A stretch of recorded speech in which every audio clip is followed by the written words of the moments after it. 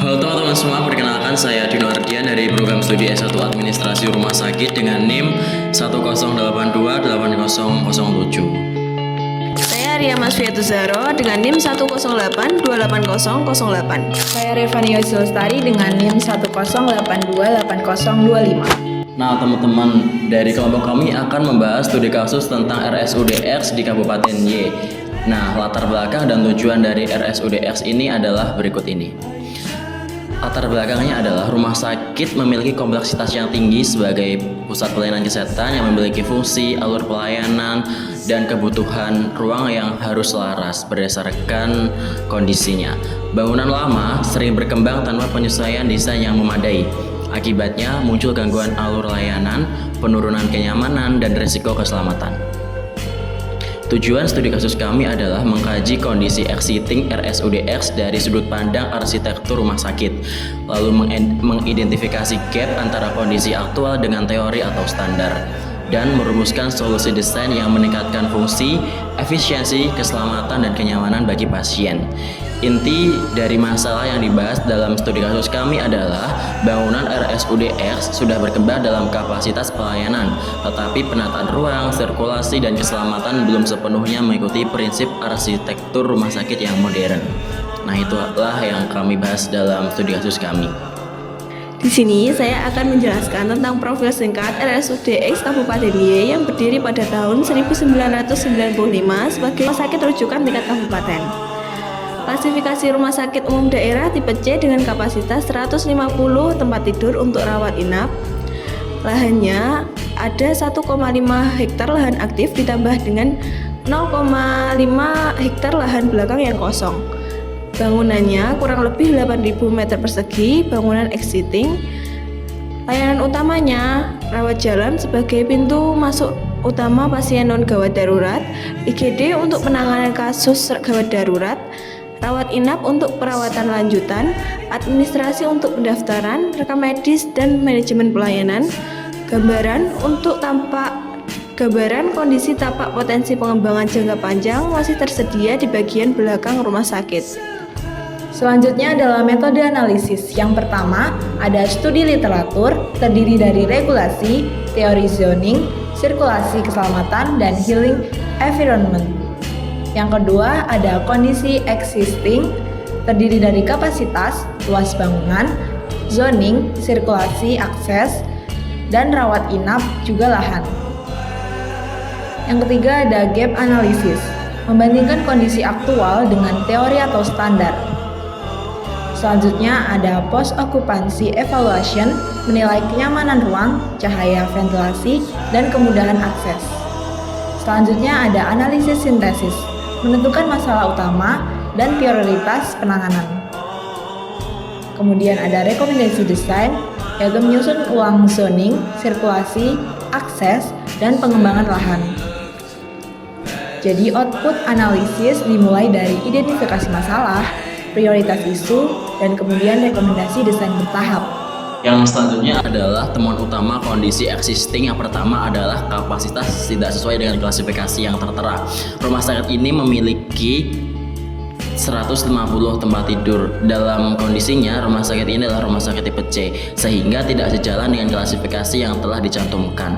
Yang kedua adalah zoning tercampur antara rawat jalan, IGD, rawat inap, dan administrasi belum dipisahkan secara jelas. Yang ketiga adalah sirkulasi konflik. Pasien, pengunjung, dan tenaga kesehatan memakai koridor utama yang sama dalam penggunaan rumah sakit ini. Yang keempat adalah akses darurat yang lemah. Belum ada jalur ambulans khusus dan langsung menuju kepada IGD. Yang kelima adalah akses vertikal yang kurang aman. Ruang rawat inap lantai atas belum dilengkapi dengan lift atau dengan lift pasien dan barang. Yang keenam adalah kenyamanan yang rendah. Ruang tunggu yang sempit, pencahayaan alami yang minim, dan ventilasi yang belum optimal. Makna utama dalam rumah sakit ini adalah masalah RSUDX tidak hanya soal kapasitas, tetapi terutama soal organisasi, ruang, dan alur pergerakan yang belum efisien dalam tata letak dan penggunaan sehari-harinya.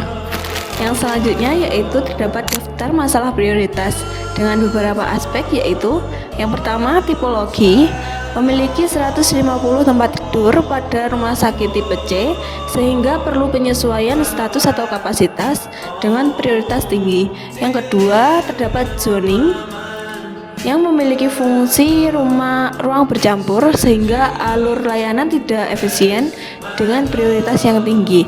Terus yang ketiga yaitu sirkulasi pasien yang memiliki koridor utama dipakai bersama sehingga kepadatan dan infeksi silang dengan prioritas yang tinggi. Yang keempat, terdapat akses ambulans yang tidak ada jalur khusus ke IGD sehingga respons gawat darurat melambat dengan prioritas yang tinggi.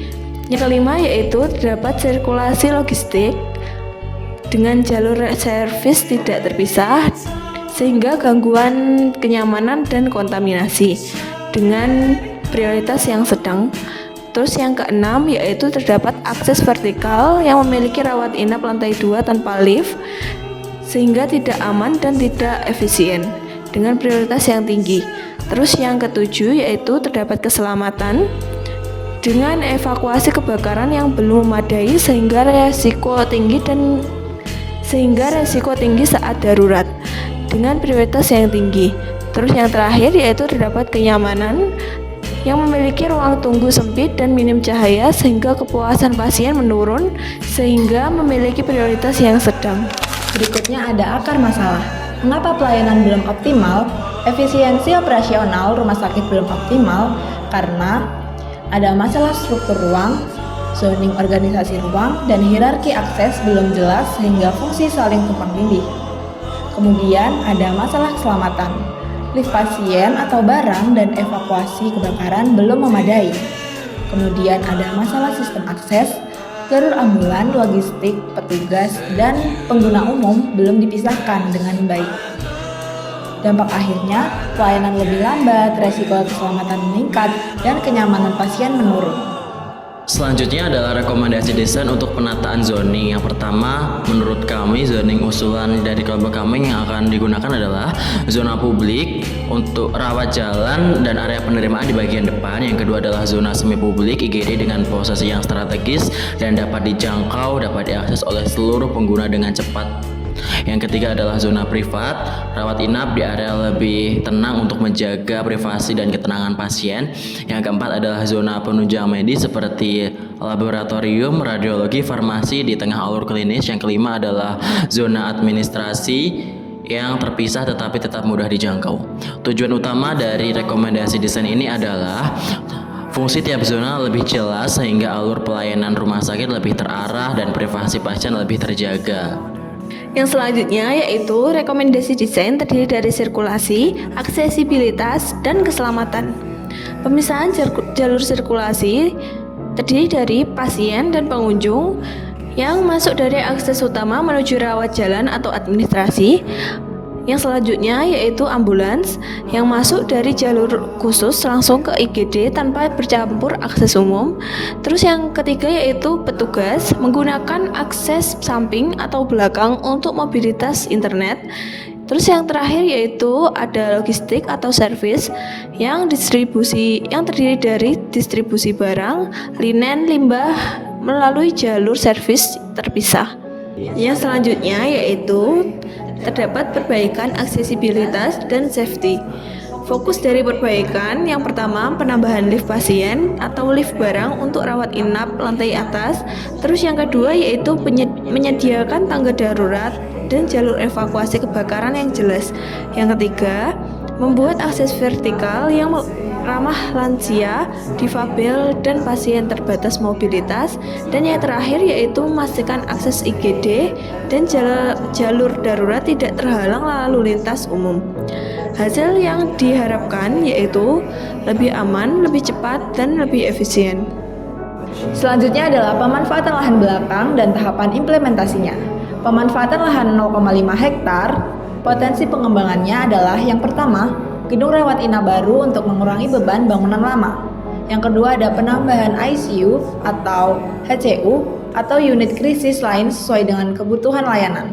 Selanjutnya ada pembuatan jalur ambulans khusus ke IGD.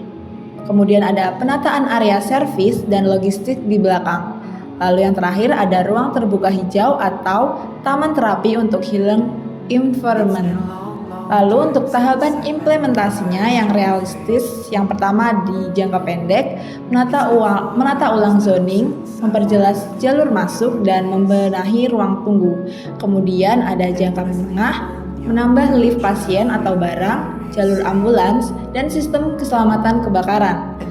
Yang terakhir ada jangka panjang, mengembangkan bangunan baru di lahan belakang berdasarkan master plan. Dan yang terakhir adalah kesimpulan dan saran dari kelompok kami. Kesimpulannya adalah Yang pertama, masalah utama RSUD X terletak pada zoning, sirkulasi, akses darurat, keselamatan, dan kenyamanan ruang. Lalu yang kedua yaitu kapasitas pelayanan berkembang lebih cepat daripada penataan bangunan dan kawasan. Yang ketiga, perbaikan arsitektural sangat penting agar kualitas layanan kesehatan meningkat secara nyata. saran utama dari kelompok kami adalah yang pertama, sesuaikan kapasitas rumah sakit dengan klasifikasi atau tingkatan status akreditasi sesuai dengan prosedur dari Kementerian Kesehatan. Yang kedua, pisahkan jalur pasien, pengunjung, petugas logistik, dan ambulans. Yang ketiga, lengkapi lift, evakuasi kebakaran, serta kenyamanan ruang tunggu pasien. Yang keempat adalah susun master plan jangka panjang berbasis pengembangan lahan belakang. Jadi pesan intinya adalah desain rumah sakit yang baik bukan hanya soal bangunan, tetapi soal alur pelayanan yang aman, efisien, dan manusiawi. I got a condo in Manhattan. Baby girl, what's happening? You and your ass invited, so gonna get to clapping. Go pop it for a plan, pop it for me. Turn around and drop it for a plan, drop it for me.